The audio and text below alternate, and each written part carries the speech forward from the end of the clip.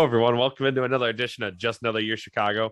My name is Tony Cepeda. Thank you again to my co-host, Nick Barr, for joining us.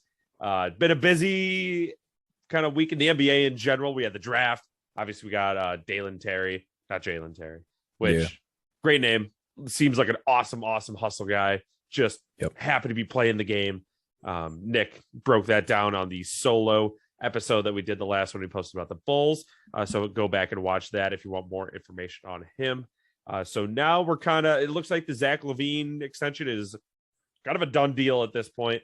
So now we're kind of moving into free agency, just kind of filling some holes at this point. What can we do to make this team even just a little bit better? So Nick, why don't you kind of introduce the generals, or I guess it'd be the specific free agent prospect? Yeah, man. So it seems like I've seen Ack being referenced a lot with like some of his end of the season comments, some of his like comments recently when he's went on radio hits and stuff like that. And it seems like his main focus is rim protection from like here forward. I mean, obviously, so we can check off the draft. We can check off Zach LaVine. I hope. And now that we move into this like kind of second wave of free agency, looking for these, like Tony said, these plug and play guys. It seems like the highest importance is going to be rim protection. So I thought it'd be a great opportunity to just run through two of the guys that we're seeing floated around the most, two of the guys that I think Tony and I maybe could agree that we both like the most, as well as backup center options. So let's hop right into it. First guy, we got Isaiah Hartenstein. He's probably been like the hottest name lately. I know, obviously if you guys follow the rest of the NBA, you've seen all the John Wall news going to the Clippers. So Clippers are, a lot is being moved around with the Clippers cap and all that. So it looks like Isaiah Hartenstein is on the move. There seems to be a lot of teams interested in him too, which I always forget about, that like we're not the only team. Kind of a bummer. I think the Nets, Lakers are interested in him. Looks like the Sixers are just signing anyone and everyone, so look out for them too. But to get into it, Isaiah, so he kind of like came on my radar recently too, and it's just because of his potential fit on the Bulls. So Tony, I got some real nitpicky stats for you. You might need a fork and knife, maybe a little bib. It's going to get messy in a good way, though. In a good way. These are definitely. It's funny how we do these stats, and like they're clearly all tailored to like why he would be good on the Bulls. We don't focus on the fact that like he's probably a backup for a reason. What's going on? What are the negative sides to him? But we're not talking about that right now. We're talking about only positive.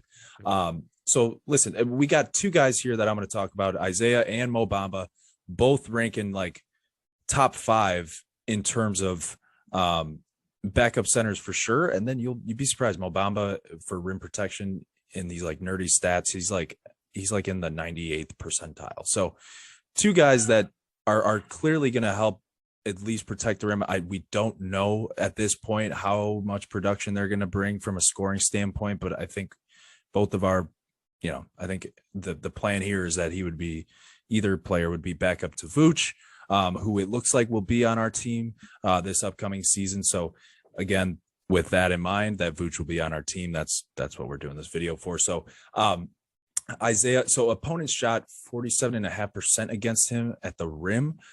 This was very, very high ranking. He also had a 19.3 assist rate, which ranks 6th among all centers who average 15 minutes or more per game. So that's all centers. He is also like improving his shot a lot. He's improved in free throw percentage, and then he went 14 of 30 from 3, Tony, which is like, I know he's only shot 30 threes in a whole season, but it's a pretty high clip. Yeah. So I mean, like knowing that we could see him hit like a big shot, perhaps in a game that could help us sway the game, is good to know, because we're definitely not getting that from Tony Bradley. It's fantastic efficiency, by the way. 14, right? Yeah. He's only taking shots. He knows it's a coin flip. He's going to make it. That's pretty dang good. Yeah. He knows, I think he knows where he's at with it too. Like, I think Mo Bamba, who we're going to talk about in a second, you could argue that he might be a little overconfident in his 3 at times. Now, again, he's also improved though, efficiency wise. So, But Isaiah, awesome rim protector.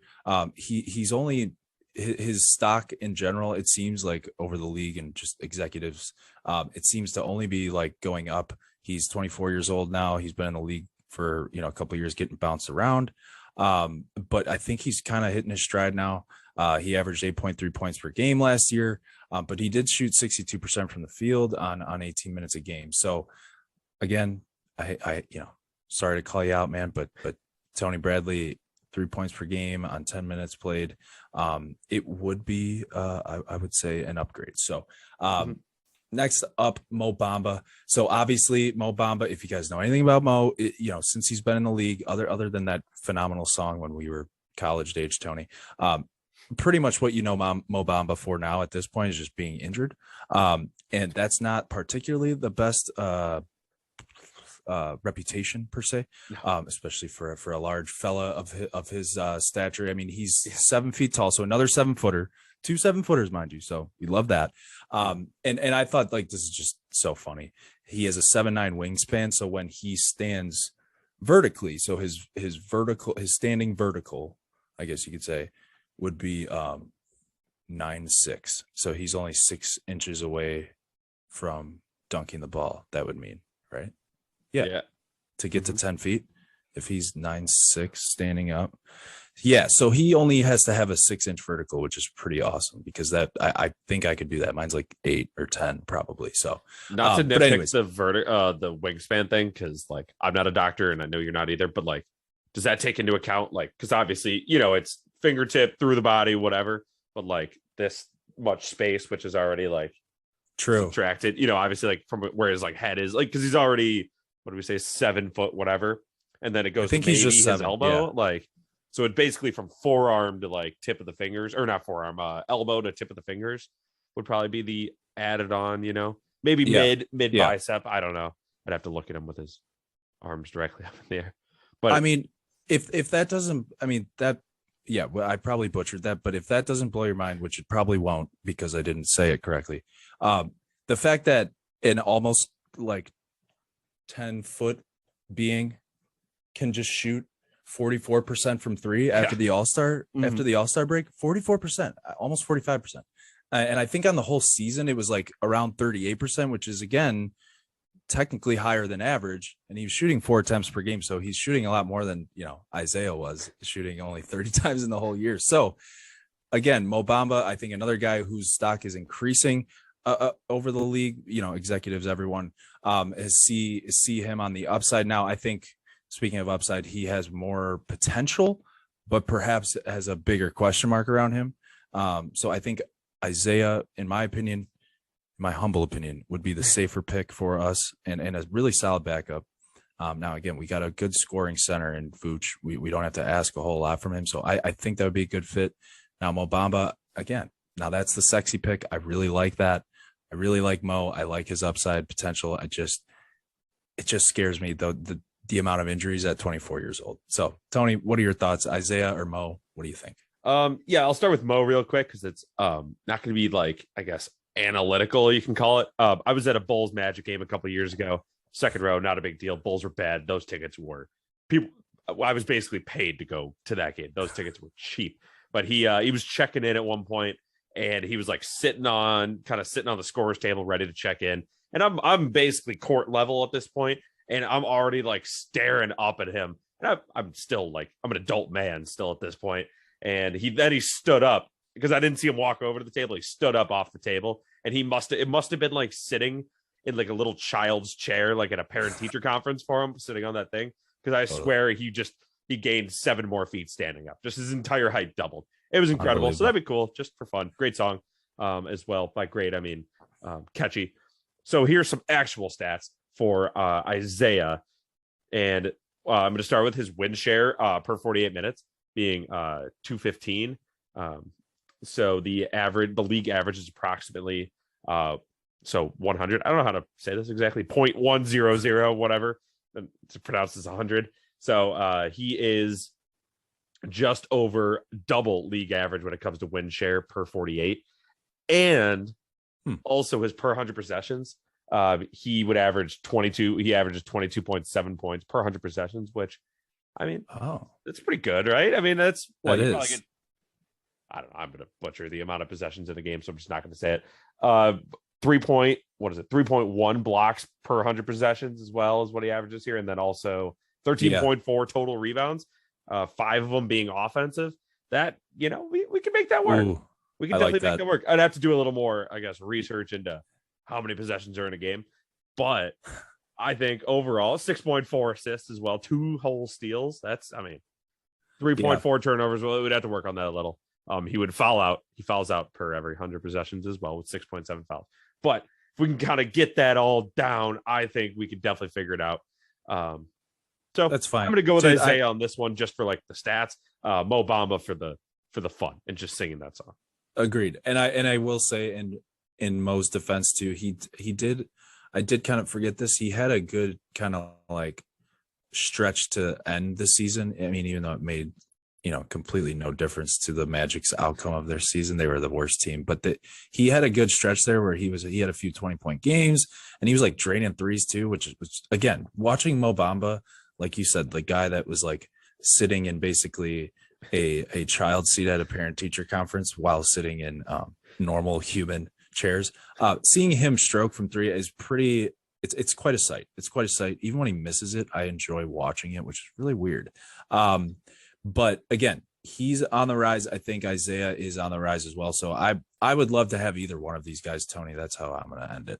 Yeah, I completely agree with that. And if we do end up signing one of these guys or someone similar in a similar role, we'll do more of a deep dive. Nick will have the real stats that matter. I'll come up with more of these completely arbitrary stats, especially for someone who doesn't play a lot. So they just multiply it by 100, more or less. So those were the serious free agents, as you can tell. Gave you some very serious facts around them. Mm-hmm. So now we're gonna spice it up a little here, get a little fun. So here's one extra fun option that's been making its way around Twitter.com. Nick, do you want to introduce who we're referring to? Yes. Or explain the overall topic? Stay mellow. Stay mellow. Yep. Yes. So Tony, we had a little. I thoroughly enjoyed this tweet from our boy Ricky O'Donnell. He covers the Bulls for SB Nation. So here was his tweet, and mind you, the pictures in the tweet are like the outside of the United Center, how we have those banners that have cool pictures of the players in action. Mm-hmm. That is for context. It's from. Was that from 2019 when we signed him, right? I believe so. I'll set it. It may have been before when we were trying to court him. Way before when he was still like really ripping like it up. 2012. Yeah. I'll include it in the thumbnail. So if you look at the thumbnail, it's in there somewhere. You'll see it. Yeah. So you'll see, and then so I think that got Ricky going, his emotions going a little bit. He said, "quote I have a dumb Bulls free agency idea I talked myself into. Carmelo Anthony on the minimum contract, that is. Bulls need shooting. Very true. Melo still has more gravity than the majority of the roster. Such a diss, and it's just so true though. Like none of us on the team can jump. I mean, DeMar DeRozan almost won the MVP last year. The boy cannot jump. Feels like he'd vibe well with Zach and DeMar. They can use a 6'8" guy. Also true. Plus the billboards are already made, and that's what you'll see in the thumbnail. So our boy Ricky makes a pretty strong argument to signing our boy Carmelo, bringing him home, if you will, Tony. What are your thoughts? Should we bring Melo home? Yeah, I mean, it'd be great to finally get him to play well, being signed by the Chicago Bulls this time, because 0 for 1 when it comes to that so far with the sickest signing. I still don't understand that was such a confusing trade that just impacted nothing. It impacted absolutely nothing with the Rockets. Obviously, we were trying to get him back in 2014, something around then. I know we were making a strong push to get him. It was whenever when he went to the Knicks, he was trying to leave the Knicks. Doesn't matter. But why not? Why not? Especially on the minimum. I'm not going to say let's give him, $11 million. Nothing crazy like that.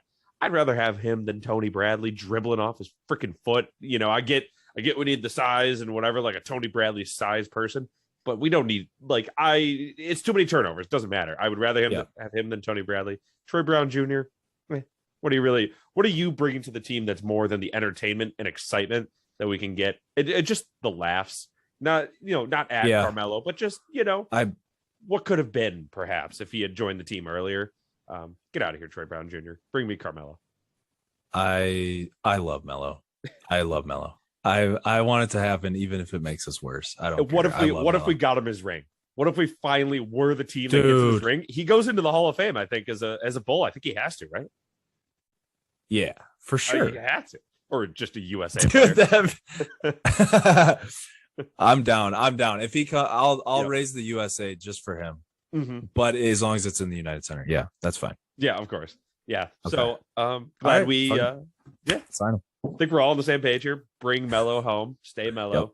Yep. Melo ME70, just to be clear. Don't forget it. Right. Yeah. So with that'll do it for this episode of Just Another Year Chicago. My name is Tony Cepeda. Thank you again to my co-host, Nick Barr. Thanks for tuning in, everyone. Till next time, Bulls fans, keep seeing red.